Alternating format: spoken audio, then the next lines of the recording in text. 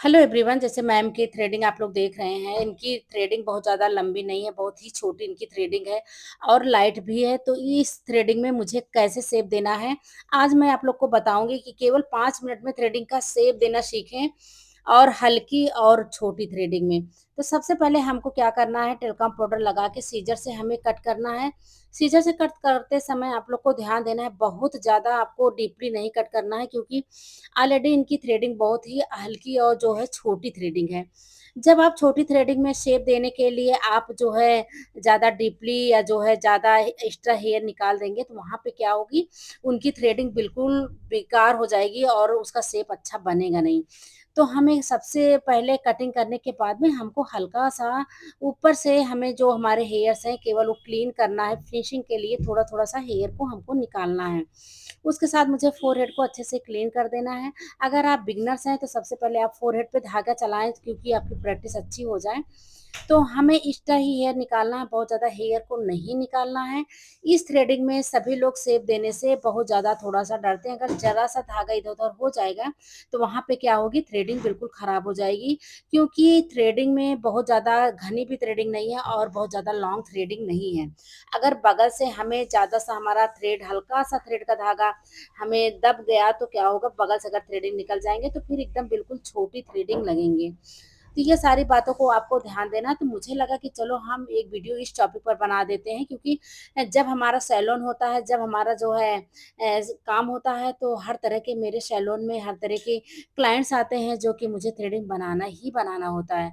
तो इनकी थ्रेडिंग देखिए, मैं ऊपर से केवल हल्का सा लाइट से शेप दिए हैं। उसके बाद में नीचे साइड कैसे थ्रेडिंग बनाना है आपको ध्यान देना है। सबसे पहले आपको थ्रेड का धागा लेके हल्के-हल्के उसको सारे हेयर को ऊपर साइड कर देना है और एक्स्ट्रा हेयर थोड़ा-थोड़ा सा निकालना है। तो एक-एक हेयर को आपको निकालना है, डायरेक्ट नहीं, आपको धागे को डीपली नहीं ले जाना है। अगर एक-एक हेयर को आप निकालेंगे तो थ्रेडिंग का शेप अच्छा खासा बढ़िया बनेगा। अगर आप वही धागे को डीपली लेके जाएँगे तो क्या होगा, एक्स्ट्रा हेयर निकल जाएँगे। थ्रेडिंग जब छोटी होती है, अगर वो पतली थ्रेडिंग हो जाती है, तो थ्रेडिंग समझ लो बिल्कुल खत्म रहती है। वो उसका शेप बिल्कुल अच्छा नहीं लगता और वो देखने में भी नहीं लगता है कि थ्रेडिंग हमारी बनी हुई है। तो ये सब बात अगर आप लोग ध्यान से देखेंगे और ध्यान से करेंगे तो आप लोग के साथ ये प्रॉब्लम नहीं आएँगी। क्योंकि जो भी मैं वीडियो को अपलोड करती हूँ, पर रियल कस्टमर पे मैं अपलोड करती हूँ, ताकि आप लोग के डीपली समझ में आएगा, आप लोग समझेंगे तो आप लोग अच्छे से खासे से कर लेंगे। अब यहाँ पे मैम की थ्रेडिंग देखिए, जब छोटी है तो मैं क्या कर रही हूँ, तो मैं केवल एक्स्ट्रा ही हेयर निकाली हूँ, बहुत ज़्यादा हेयर्स नहीं निकाली हूँ।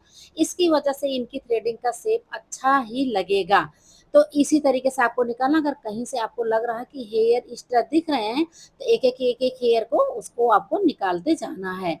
तो हम आप लोग को ये बताएँगे, जैसे कि अभी कमेंट्स आया था कि मैम हमारे हेयर्स कहीं न कहीं छूट जाते हैं। तो डियर आप जो है जैसे देखिए, मैम को स्किन हम कितनी टाइट से पकड़वाए हैं कि हमारे जब स्किन टाइट होंगे तो हमारे जो है, अगर हम थ्रेड के धागा स्किन से प्रेस करके लेके जाएँगे, तो रियल सी बात है वो आसानी से हमारे सारे हेयर्स निकल जाएँगे, कहीं से कोई प्रॉब्लम नहीं होने वाली है। इसी तरीके से आपको थ्रेड का धागा चला के अच्छे खासे आपको करना है। तो जब आप इस तरीके से काम करेंगे तो आप अच्छा खासा एक प्रोफेशनल तरीके से आपका काम हो जाएगा, प्रोफेशनल तरीके से आपका वर्क हो जाएगा और वहीं पे सारे क्लाइंट्स आपके खुश होके जाएँगे।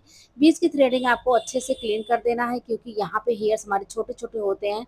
अगर हम थ्रेडिंग के सारे हेयर्स निकाल देंगे, तो अगर बीच के हेयर्स नहीं निकालेंगे, तो वहाँ पे हमारा थोड़ा-सा ब्लैक-ब्लैक दिखेगा। तो देखिए, लेफ्ट साइड की थ्रेडिंग हमारी बन चुकी है।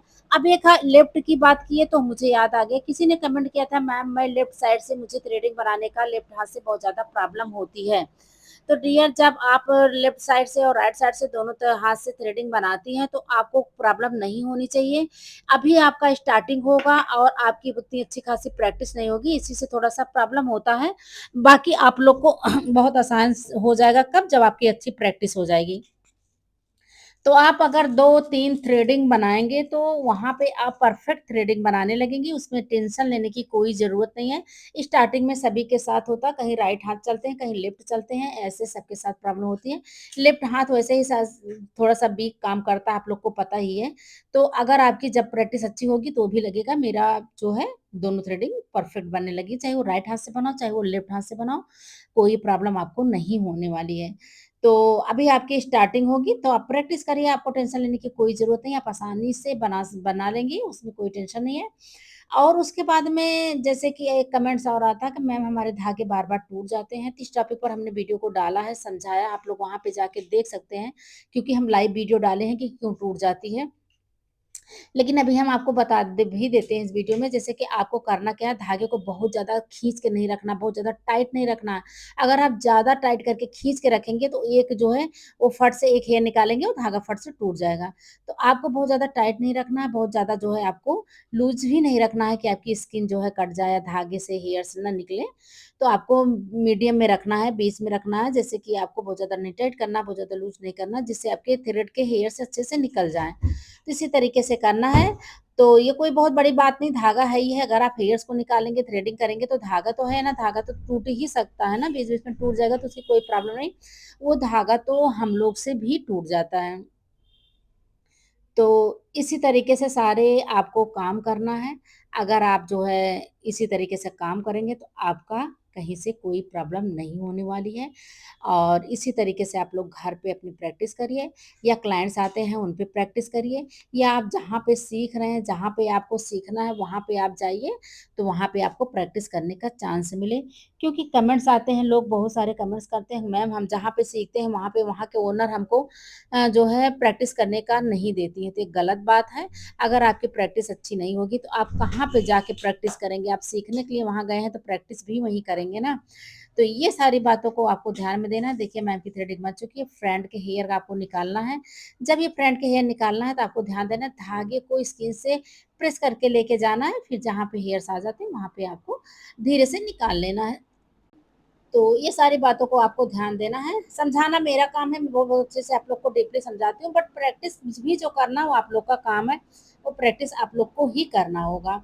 तो इसी तरीके से आप लोग प्रैक्टिस करिए, इसी तरीके से आप लोग अपनी थ्रेडिंग बनाइए, अपने सैलून को अर्निंग पर लेके जाइए और अच्छा खासा जो है अपना कमाई करिए। तो इसी तरीके से करना है, साथ में फोरहेड अच्छे से क्लीन करके लास्ट में आपको मॉइस्चराइज़र ज़रूर लगाना है। और देखिए मैम की थ्रेडिंग कितना परफेक्ट बन गई है। इसी तरीके से आप लोग बनाइए, छोटी है थ्रेडिंग बट बहुत अच्छी शेप आई है। Thank you so much, bye bye.